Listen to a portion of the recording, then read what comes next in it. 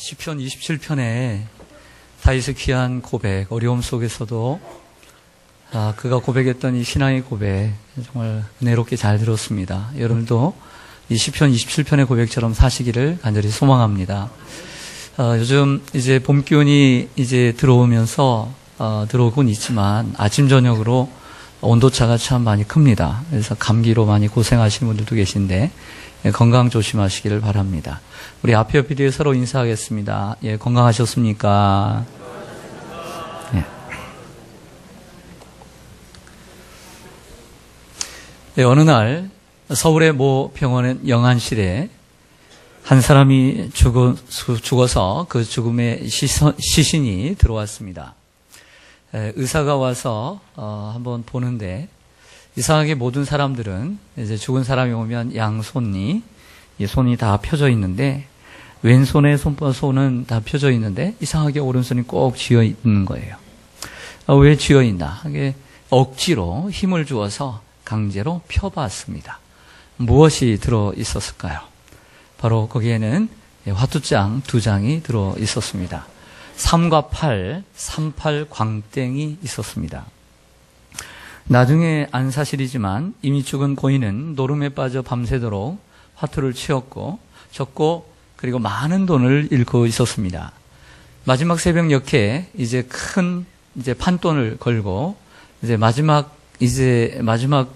이제 가고 있는데 자기 손에 쥐어진 패가 38 광땡이었습니다. 얼마나 좋았을까요? 다 잃어버리고 마지막에 이 쥐인 이것만 있으면 내가 오늘 대박이다라는 생각을 했겠죠. 그러나 너무나 좋은 거예요. 너무나 좋아서 심장 마비가 온 거예요. 그래서 죽을 때까지 이 2패를 놓지 않고 죽었던 것입니다. 여러분들은 오늘 무엇을 붙잡고 살고 계십니까? 솔직하게 여러분들은 무엇을 믿고 무엇을 붙잡고 사는 것 같아요? 현실적으로 얘기하면 애들이나 어린이나 어디선지 요즘 사람들은 핸드폰을 붙잡고 사는 것 같아요. 핸드폰. 손에 가장 많이 쥐어지는 게 핸드폰이 아닐까. 오늘 핸드폰 얘기를 하려고 하는 건 아니고요. 한 시대를 함께 살았던 두 사람, 사울왕과 다윗왕의 이야기를 좀 해보고자 합니다. 이들의 삶은 극단적인 대조를 이룹니다. 화려함에를 시작해서 가장 초라한 모습으로 세상을 마무리한 사울왕, 누구도 주목하지 않았던 미약한 존재, 사무엘이 기름 부으려고 했지만 이새조차도 그의 눈에 다윗이 들어오지 않았습니다. 이처럼 미약한 존재였지만 창대한 사람으로 기억되는 다윗왕, 물론 인생의 난관과 고난은 사울왕보다 다윗왕에게 훨씬 더 많았습니다. 사울과 다윗이 이렇게 극단적인 차이를 보이는 것은 삶 가운데 그들이 붙잡았던 것이 달랐기 때문이죠. 사울왕은 자기 감정과 그리고 환경을 붙잡고 살았습니다. 하지만 다윗은 하나님의 은혜와 하나님의 언약을 붙잡고 살았습니다. 사울왕은 매사에 자기 감정에 충실했습니다. 백성들의 환호가 터져나오면 거기에 행복을 느꼈습니다. 그리고 백성들의 지지가 떨어지면 불쾌했습니다. 이 감정은 다윗을 죽이려는 집요한 집념의 출발점이 되었죠. 그래서 사울은 다윗을 죽이기에 온 노력을 기울였습니다. 결국 자기의 감정에 충실하며 살았던 이 사울은 비참한 최후를 맞이해 죽었습니다. 그러나 다윗왕은 자기의 감정과 환경보다는 하나님의 은혜와 언약을 붙잡고 살았습니다. 훨씬 사울왕보다 고난과 아픔이 많았던 사람입니다. 도망자 인생을 살았고 아들에게까지도 비참한 반역을 당하기까지 했습니다. 하지만 그는 하나님의 언약을 붙잡고 하나님의 은혜를 붙잡고 살았습니다. 여호와가 자기의 인생의 목자라는 것을 깨닫고 평생 주님의 인도하심을 받으며 주를 인정하는 삶을 살았습니다. 그런 아침에 일어나 기도하기를 쉬지 않았고 한밤중에도 기도하여 하루를 마쳤습니다. 그는 언제나 주님을 앞서가지 않았습니다. 기도보다 앞서지 않았습니다. 하나님의 은혜를 언제나 앞세웠습니다. 그가 죄 가운데 있을지라도 그는 하나님의 은혜를 갈구하며 승리했습니다. 다윗은 하나님의 은혜를 사모하고 갈구했기에 하나님의 은혜 속에서 그의 인생을 승리할 수 있었던 것이죠. 우리가 인생을 살아가면서 혹은 신앙생활하면서요, 하나님이 커 보이고 하나님의 은혜가 커 보이면 우리의 삶의 일이나 그리고 사건들, 우리의 문제점이 작아 보입니다. 환경이 작아 보이죠.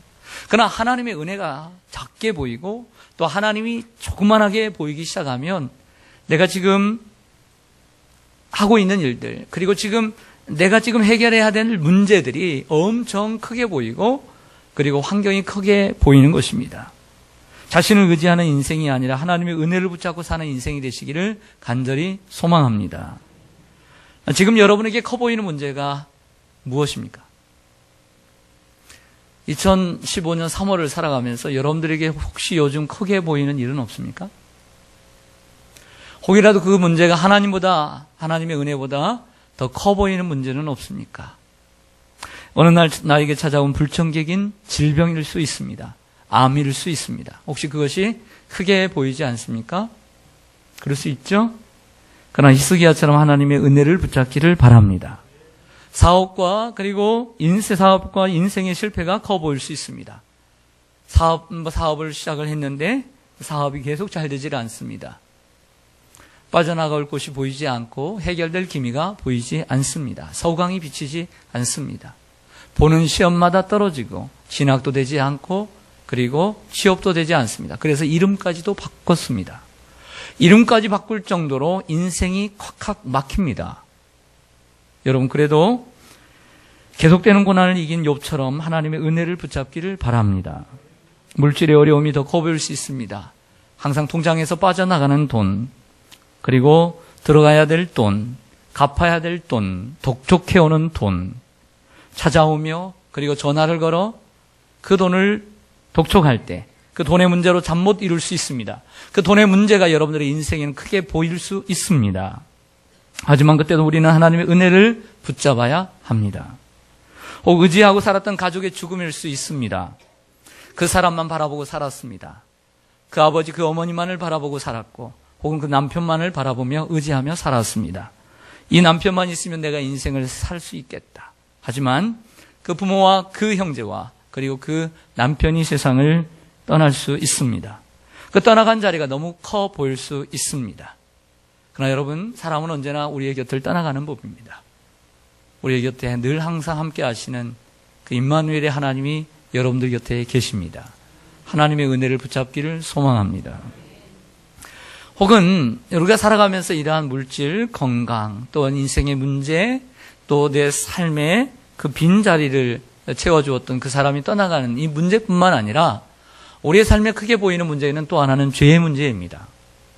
우리는 살아가면서 죄 가운데 살아갑니다. 그리고 그 죄의 대가에 대한 두려움을 가지고 살아갑니다. 지난 한 주간 유명한 탤런트가 다시 한번 마약을 하고 마약을 투약해서 결국에는 구속이 되었습니다. 인생엔 이러한 질병과 이러한 돈의 문제만 있는 것이 아니라 내가 범한 죄, 그리고 그 죄의 대가를 혹시 받을까 봐 하는 그 죄에 대한 두려움 가운데 살아갈 수도 있습니다. 그때도 우리는 다윗처럼 하나님의 은혜가 필요합니다. 역사적으로 하나님의 은혜를 가벼이 여겼던 사람은 사울처럼 다 망했습니다. 하지만 끝까지 하나님의 은혜를 붙잡고 사는 이러한 다윗과 같은 인생은 주님께서 책임져 주신 줄로 믿습니다. 마태복음 15장에 보면 이방 여인인 가나안 여인의 이야기가 있어요. 두로와 시돈 지방을 지나가실 때에 두로와 시돈으로 가셨다는 것은 예수님께서 그들을 품고 그들의 영혼을 구원하시고자 하는 의도가 있었던 것이거든요. 근데 가나안 여인이 왔는데 그 가나안 여인에게는 삶에 큰 문제가 있었습니다. 사랑하는 딸이 흉악한 귀신에 들렸습니다. 여러 병원을 들렸겠죠. 의학으로 해결할 수가 없었습니다. 세상에는 이처럼 의학으로, 과학으로, 지식으로, 돈으로 해결할 수 없는 문제들이 많이 있습니다. 가나안 여인이 예수님이 오셨다는 소식을 듣고 여인이 나아가 예수님께 부르짖었습니다. 내 딸을 불쌍히 여겨 주옵소서. 그러나 예수님은 대답을 하지 않아요. 예수님은 한 말씀도 하지 않습니다. 거절을 당한 거죠. 그래도 여인은 계속해서 자기를 도와달라고 간구합니다. 여기에 귀찮게 생각한 이 제자들이 그 모든 문제를 예수님께 던집니다. 예수님 좀 어떻게 좀 해주세요. 그러자 예수님께서 이런 말씀을 하십니다. 나는 이스라엘 백성들 외에는 보내심을 받지 아니했다. 또 한 번의 거절을 당합니다. 그럼에도 불구하고 이 여인은 계속해서 주여 나를 도와주소서. 내 딸이 흉악히 귀신 들렸습니다. 라고 다시 한번 주님의 은혜를 간구합니다. 이만하면 예수님이 들어주시겠죠. 그러나 그렇지 않습니다. 예수님 말씀하십니다. 자녀들의 떡을 취하여 개들에게 던짐이 마땅치 아니하니라. 개 취급을 했습니다. 이 정도 되면 여러분들은 어떻게 나오시겠습니까? 이 정도 되면. 그러나 이 소식을 들은, 이 이야기를 들은 이 여인이 뭐라고 대답합니까? 개들도 그 주인의 상에서 떨어지는 것들을 부스러기를 먹나이다 라고 대답합니다. 하나님의 은혜를 놓지 않았습니다. 주님의 은혜를 포기하지 않았습니다. 그 절망과 그 거절과 그 주님의 그 치욕스러운 말 속에서도 거절하지 않고 주님의 은혜를 간구했습니다. 부스러기의 은혜를 간구했습니다. 이 예수님 말씀하십니다. 여자여 내 믿음이 크도다. 내 소원대로 되리라 하시니 그 말씀하신 때부터 귀신이 떠나가니라. 무엇이 딸을 고쳤습니까? 믿음입니다. 어떠한 믿음입니까? 그 여인의 믿음은 하나님의 은혜를 갈구하는 믿음이었습니다. 부스러기의 은혜였고 믿음이었습니다. 하나님의 은혜는 이처럼 부스러기라도 큰 은혜인 줄로 믿습니다. 여러분, 하나님의 은혜를 받을 수 있는 기회를 놓치지 마시기를 바랍니다. 이런 생각을 해요. 오늘 이 가나안 여인이 예수님의 그 거절과 그 단호함 앞에서 속상하고 넘어갔다면, 그리고 도망쳐 갔다면 결국에는 그 여인은 그 딸을 고칠 수 있는 기회를 놓쳤을 것입니다. 그리고 이 믿음이 크도다라고 하는 그러한 칭찬과 그러한 상급을 받을 기회를 놓쳤을 것입니다. 예수님께서 그가 미워서 그를 버리기 위해서 이런 질문을 하신 것이 아니에요. 그 여인을 시험하시기 위해, 믿음을 시험하시기 위해 거절하시고 단호하게 개취급을 하신 거예요. 가나안 여인처럼 예수님께 이런 대우를 받았을 때 사람들은 어떻게 나오겠어요? 여러분들은 어떻게 나오겠어요? 저 같아도 그럴 것 같아요. 삐지고 말 것입니다. 어떤 사람은 예수님을 비난할 것입니다. 예수가 뭐 저딴 예수가 있어. 인격도 없고 말이야. 사람을 존중하지도 못하고 말이야. 어떤 사람은 자존심이 상할 것입니다. 어떻게 나한테 이렇게 개취급을 할 수 있느냐고 말이야. 어떤 사람은 신앙을 그만두고 교회를 그만두고 때리치고 교회 밖을 나갈 것입니다. 그러나 여러분 기억하십시오. 하나님은 지금도 여러분을 시험하고 계시다는 것을.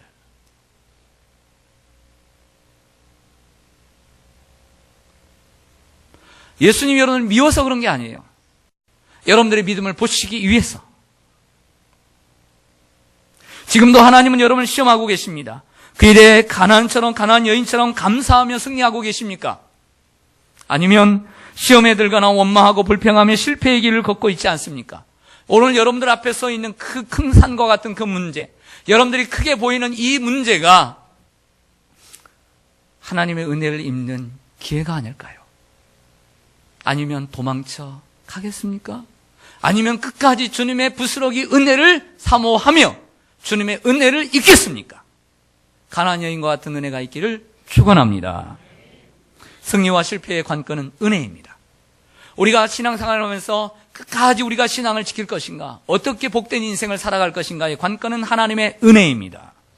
하나님의 은혜를 붙잡은 자 승리할 것이요, 하나님의 은혜를 살살살살 놓는 자 실패할 것입니다. 하나님의 은혜를 끝까지 붙잡기를 소망합니다. 그 은혜가 어떠한 은혜일까요? 오늘 본문이 그 은혜를 설명해 주고 있습니다. 오늘 고린도전서 15장 9절과 10절입니다. 나는 사도 중에 가장 작은 자라. 나는 하나님의 교회를 박해하였으므로 사도라 칭함받기를 감당하지 못할 자니라. 그러나 내가 나된 것은 하나님의 은혜로 된 것이니 내게 주신 그의 은혜가 헛되지 아니하여 내가 모든 사도보다 더 많이 수고하였으나 내가 한 것이 아니요 오직 나와 함께 하신 하나님의 은혜로라. 아멘. 사도 바울의 고백이에요. 바울은 여러분들 너무나 잘 아시죠? 바울은 좀 세상적으로 잘난 사람이었어요. 출생도 훌륭했고요, 학력도 훌륭했고 배경도 훌륭했습니다. 뭐 빠지는 것이 별로 없는 사람이었지요. 자랑할 것도 많고요. 하지만 그가 예수 그리스도를 다메섹에서 만난 후에는 예수 그리스도를 아는 지식이 가장 고상한 것을 깨닫고 지금까지 자기가 가지고 있던 출생과 배경과 학력과 모든 자랑했던 것들을 배설물처럼 다 버렸습니다. 예수를 믿으면 이처럼 가치관의 변화가 일어나야 되는 거예요. 신앙생활은 뭐냐? 가치관의 변화입니다. 즉 우선순위의 변화죠. 중요한 것이 중요치 않다는 것이고 중요치 않게 생각되었던 것들이 중요하게 생각되어지는 이러한 변화가 있어야 신앙생활을 제대로 하는 것입니다. 그뿐만 아니라 바울은 디모데전서에서 이렇게 얘기합니다. 주께서 나를 충성되게 여겨 내게 직분을 맡기시었다. 그러나 내가 전에는 비방자요 그리고 박해자요 폭행자였다. 이 세 가지를 얘기합니다. 이 비방자라고 하는 것은 무엇이냐면 제 생각할 때 이래요.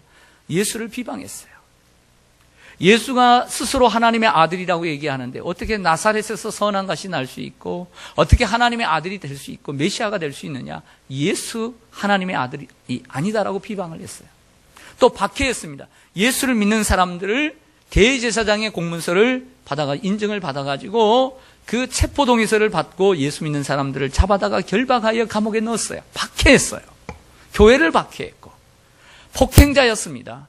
스데반 집사가 복음을 전할 때에 그 옆에서 그들의 옷을 지키면서 돌로 쳐라고 명한 사람이 스데반이었습니다. 폭행자였습니다. 그러나 그럼에도 불구하고 하나님께서 그를 사도로, 원래는 예수님의 제자들만이 사도가 될 수 있는데 가룟 유다가 죽고 마띠아가 충원이 되었는데 그 12명이 아닌 새로운 사도로 예수님께서 이방인의 사도로 직접 선택해 주셨다. 나는 지극히 작은 자다 라고 고백하고 있는 것을 보게 됩니다. 그래서 오늘 본문 9절과 10절은 사도 바울이 인생의 끝까지 흠도 없고 티도 없이 하나님을 섬길 수 있었던 이유를 설명해 주고 있어요. 여러분 한번 생각해 보세요. 사울과 같은 사람은 하나님의 은혜를 입다가 내리막길을 걸어가는 인생을 살았어요. 근데 여러분들 보세요. 바울이라고 하는 사람이 예수를 믿고 난 다음에 순교를 당하기까지 그의 인생이, 그의 신앙이 그 수많은 고난 가운데, 핍박 가운데 내려간 적이 있습니까? 성경에서 찾아보셨나요? 없잖아요. 내려가지 않잖아요, 신앙이. 내려가지 않고 끝까지 주님의 은혜를 붙잡아. 누구보다 많이 수고했어도, 누구보다 많이 고난과 핍박을 받았어도 내려가지 않잖아요. 요나처럼 내려가지 않잖아요. 예? 내려가지 않잖아요. 물속까지, 뱃속까지 내려가지 않잖아요. 항상 변함없잖아요. 무엇 때문일까요? 하나님의 은혜를 붙잡고 살았기 때문이에요. 할렐루야. 무슨 은혜일까요? 9절 보겠습니다. 여러분 한번 읽어주세요. 9절입니다. 시작.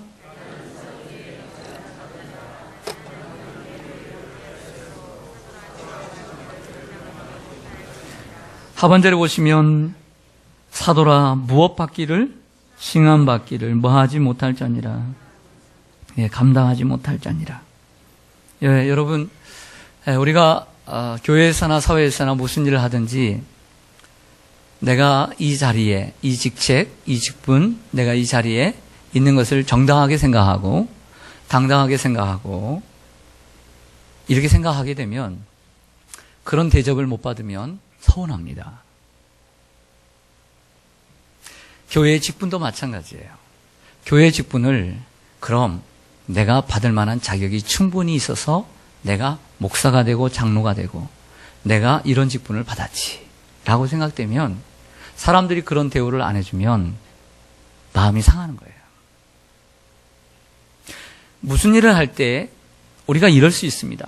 제가 강단에서 말씀을 전하잖아요. 목사가 돼서 그래 내가 목사 될 자격이 충분해서 그래 내가 많이 배우고 내가 잘나서 사람들을 내가 가르치는 사람이다 라고 생각하고 복음을 전하는 것과 내가 마른 막대기보다도 못하고 내가 연약한데 이 수많은 사람들에게 복음을 전할 수 있는 이러한 특권과 은혜를 나에게 감히 하나님이 주셨다. 그 멀리서 1시간, 2시간 차를 타고 오면서 이 1시간 은혜 받기 위해서 올라오는 그 심령들에게 내가 뭔가를 하나님의 말씀을 전할 수 있다는 이러한 특권과 영광을 주신 하나님 너무너무 감사해서 이 은혜에 너무 감사하며 사역하는 것과 차이가 있어요 없어요? 천지 차이죠. 천지 차이인 거예요.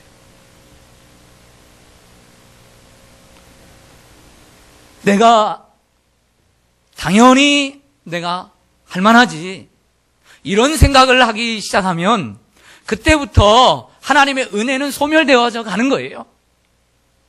하나님의 은혜가 제자리에 있지 않아요. 그러므로 우리는 우리 자신을 저 복종시켜 하나님의 은혜 속에 하나님의 은혜의 지배를 받아야 돼요. 할렐루야. 틈틈이 사탄은 우리의 마음속에 너는 자격 있어. 너는 충분해. 헌신하고 있잖아. 헌금하고 있잖아.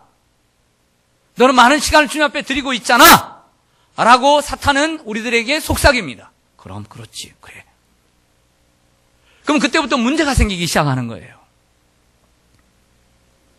여러분, 우리의 마음을 하나님의 은혜가 지배하게 만들어야 합니다. 우리의 입술 또한 하나님의 은혜가 지배하도록 해야 합니다. 하나님의 은혜가 어떤 은혜입니까? 감사의 은혜입니다. 자격 없는 사람을 세워주신 감사의 은혜가 오늘 바울에게 있었는 줄로 믿습니다. 그 감사의 은혜가 사라지기 시작할 때 내가 나오고 원망과 함께 자기의 자랑이 고개를 들게 됩니다. 하나님께서 저와 여러분을 감사의 은혜로 지배해 주시기를 원합니다. 하나님의 은혜로 지배해 주시면 바로 그것이 하나님의 나라가 되는 것이죠. 할렐루야. 하나님의 나라라고 하는 것은 통치, 지배의 의미가 있는 것입니다. 안산에 가보면 목회를 참 잘하셨던 이 고은 목사님이 계십니다. 이 고은 목사님은 시인인데 그분의 글 가운데 이런 시가 있어서 소개합니다. 화면을 보시죠.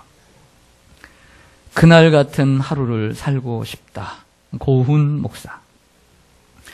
죽은 줄 알고 20년 가슴에 묻은 아들 총리되어 나타날 때 이제 나는 죽어도 가하도다 감격하고 하루 종일 울었던 야곱과 요셉의 그날 같은 하루. 말씀이 있어 외아들 바치러 모리아산 올라 아들 가슴에 칼 꽂는 순간 아브라함아 이제야 내가 나를 경외하는 줄 알았다 하시며 칼 빼앗으시고 여호와 일에 복 내리신 아브라함과 이삭의 그날 같은 하루. 세상으로 나가 타락하여 포랑방탕하다 거짓골로 아버지 집에 돌아와 아들로 받지 말고 품꾼으로 받아달라고 눈물로 회개하여 잃어버린 것보다 더 많은 것을 아버지에게 다시 받은 탕자의 그날 같은 하루. 믿는 자 핍박하러 갔던 다메섹에서 주님 만나 거꾸러져 육의 눈 멀고 영의 눈 떠 세상 모든 것 배설물로 여기고 이방인의 사도가 된 바울의 그날 같은 하루. 실패한 사업장에 찾아오신 주님 영접하고 말씀에 의지하여 깊은 곳에 금을 던졌다 만선의 기적 보고 회개하며 모든 것 버려두고 주님 따랐다 대사도가 된 갈릴리 베드로의 그날 같은 하루. 죽고 썩어 장사된 지 나흘 된 무덤에 주님 찾아와 나사로야 일어나라 하시매 시체가 살아나 온 세상 다니며 많은 사람을 주님께 돌아오게 했던 다시 산 나사로의 그날 같은 하루. 너희 중에 죄 없는 자가 돌을 던지라는 말씀으로 생명 건지시고 가서 다시는 죄를 범치 말라는 말씀으로 가늠하다 현장에서 잡힌 창녀 같은 여자 성녀로 변화시킨 그날 같은 하루를 날마다 살고 싶다. 여러분에게 있어서 그날 같은 하루가 있으시죠? 예. 그날 같은 하루가 있을 것입니다. 예. 언제나 그날 같은 하루로 사시기를 바랍니다. 그게 하나님의 은혜로 사는 것입니다. 조은하 작사, 신상우 작곡에 하나님의 은혜라고 하는 유명한 복음성가가 있습니다. 가사를 보면 이렇습니다. 제가 정말 박종호 씨처럼 노래를 정말 잘하면 좋겠어요. 그래서 여러분들이 은혜를 줬으면 좋겠는데 정말 자신이 없네요. 나를 지으신 이가 하나님, 나를 부르신 이가 하나님, 나를 보내신 이도 하나님, 나의 나 된 것은 다 하나님의 은혜라.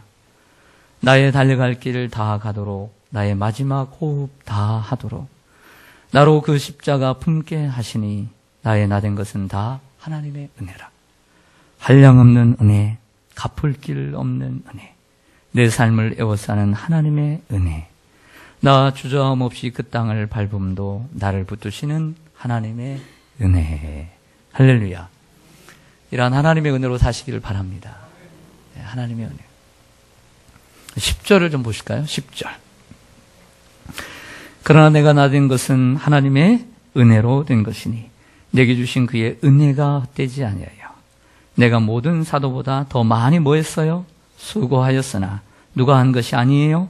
내가 한 것이 아니요 오직 나와 함께 하신 무엇이에요? 하나님의 은혜로다. 아멘. 두 번째로 하나님의 은혜를 붙잡고 살면 바울처럼 되는 거예요.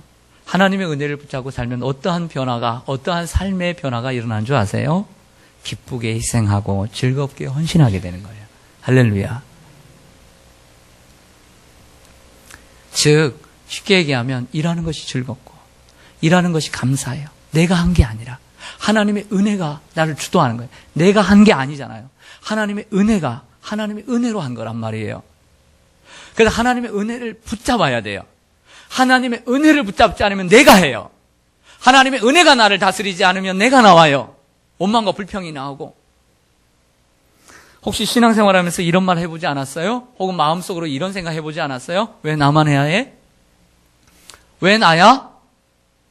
왜 나만 주일 아침에 멀리서 일찍 와서 이렇게 성가대 서야 돼?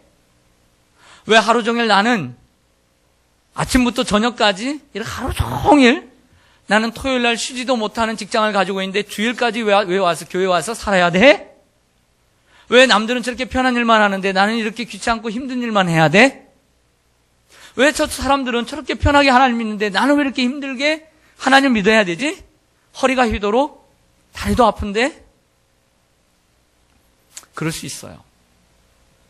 하지만 여러분 인정해요. 그럴 수 있어요. 그러나 그 사람에게 한 가지 부족한 게 있어요. 하나님의 은혜가 사라지고 있어요. 그 사람은 하나님의 은혜가 사라지고 있는 거예요. 하나님의 은혜가 빠져나가고 있어요.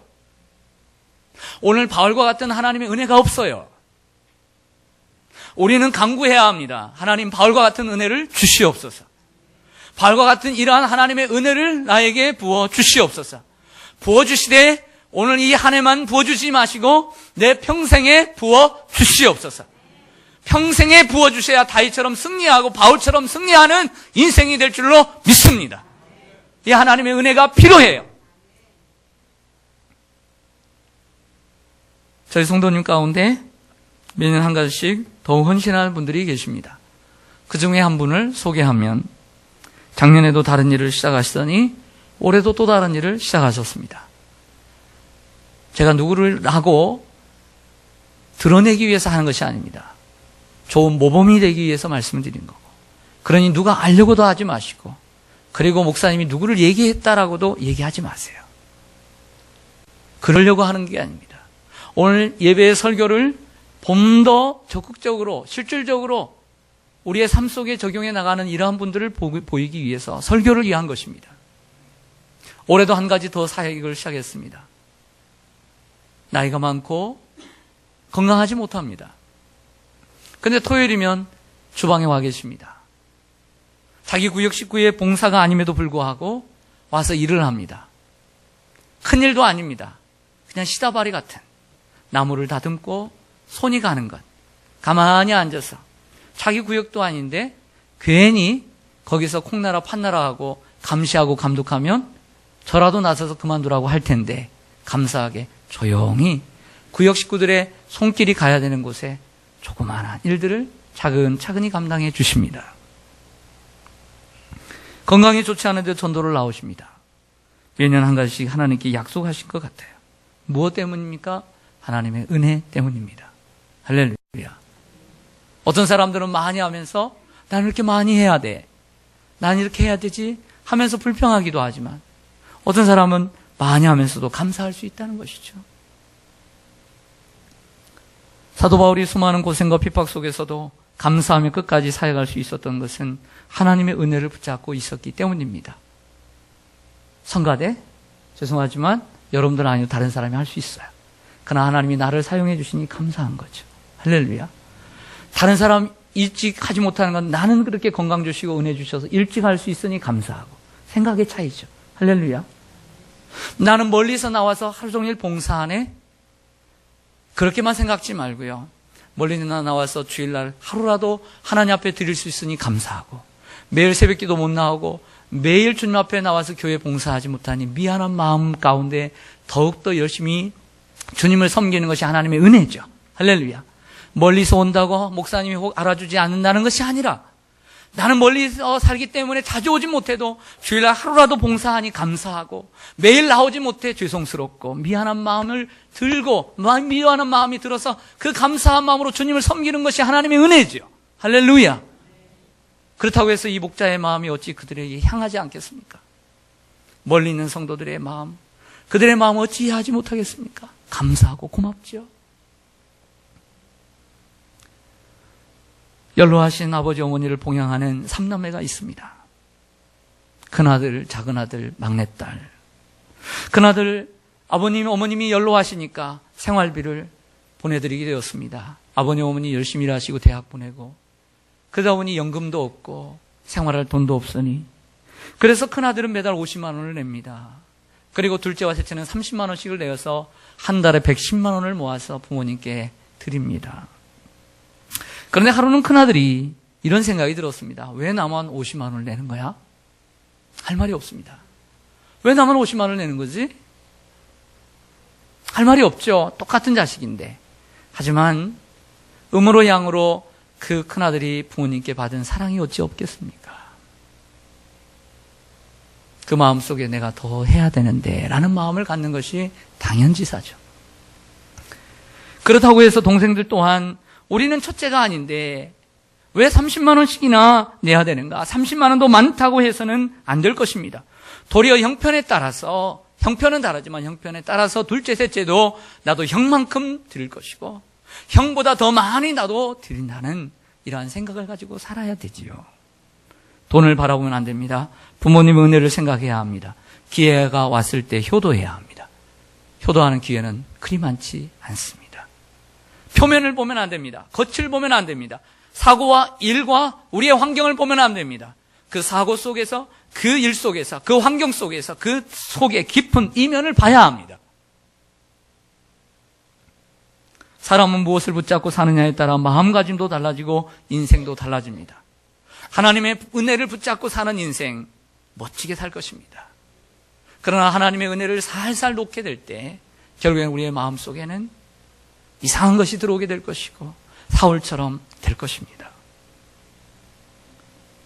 왜 내가? 왜 하필 나야? 왜 내가 해야 해? 하며 남과 비교하지 마시기 바랍니다. 하나님의 은혜가 작게 보이면 내 문제는 더 커 보이고 내 일도 커 보이고 내 환경도 더 커 보입니다. 그러나 하나님의 은혜를 붙잡고 사는 인생은 하나님의 은혜를 보고 하나님의 은혜를 받고 하나님의 은혜를 입고 하나님의 은혜를 먹고 살기 때문에 내 문제, 내 일, 내 상황이 커 보이지 않습니다. 우리가 평생 기도해야 될 제목입니다. 하나님, 하나님의 은혜를 붙잡고 살게 해주세요. 여러분, 우리가 하나님의 은혜를 놓는 순간 사탄이 얼마나 좋아하고 우리 속에 들어오겠어요? 하나님의 은혜를 붙잡읍시다. 할렐루야. 하나님의 은혜로 사십시다. 그 하나님의 은혜로 사는 사람이 참으로 아름다운 인생이 될 줄로 믿습니다. 기도하겠습니다.